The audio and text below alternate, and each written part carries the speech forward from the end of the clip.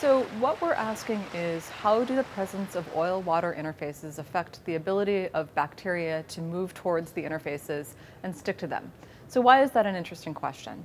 Microbial biodegradation was thought to play a large role in the surprisingly rapid disappearance of oil from the Gulf.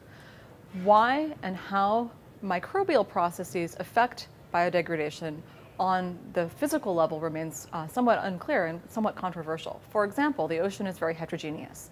There are gradients in temperature and pressure. There are gradients in dissolved matter and in the chemicals that appear.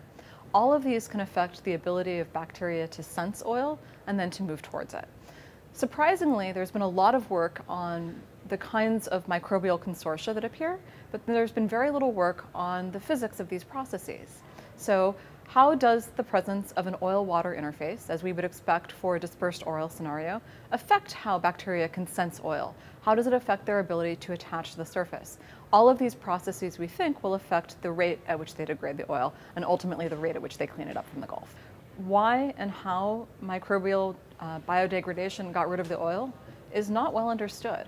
I am a soft matter physicist by training. I'm working with a team mostly of engineers, although we have one microbiologist and a chemical engineer who spent her career looking at bioremediation processes, typically driven by microbes. So we're very interested in understanding physical effects rather than the community scale effects that have been largely studied through previous GOMRI-supported grants. Mostly what we'll be doing is looking at how bacteria move on very small length scales. So why is that an interesting approach? First, we're interested in looking at mechanisms. These are typically identified at the scale of single cells, so at the micron scale.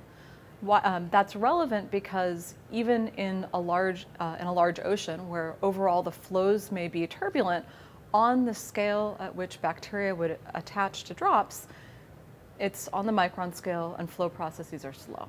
So we will make well-dispersed oil. We will look using a microscope and watch how bacteria move towards it. And from the trajectories of bacteria or from overall concentration profiles of bacteria, we'll extract out transport coefficients. Combined with this, we have a team member who does computational fluid dynamics, and she's an expert in studying how bacteria swim, and we'll compare then our experimental measurements to her predicted computational studies.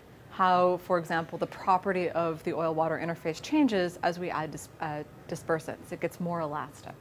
How the fact that you have dissolved organic matter makes the water basically more viscous or thicker to swim through. We think we'll learn how physical properties affect how bacteria can attach to interfaces. We think we'll also learn how dispersants modify those properties. And so we hope to get out basically two ideas. One, we hope that by studying these processes, we can help to identify better strategies for dispersant use that help to enhance the rate at which microbes degrade oil. And I think that's going to be the biggest impact of our study. But along with that, we also hope that we'll be able to generate small-scale data, so the kinds of parameters that you would need to predict how microbial transport impacts biodegradation, so local inputs into larger scale processes. And so ultimately we think that will help to improve the predictive capabilities, how likely bacteria are to degrade oil. So that's what we think we're going to learn. We'll see.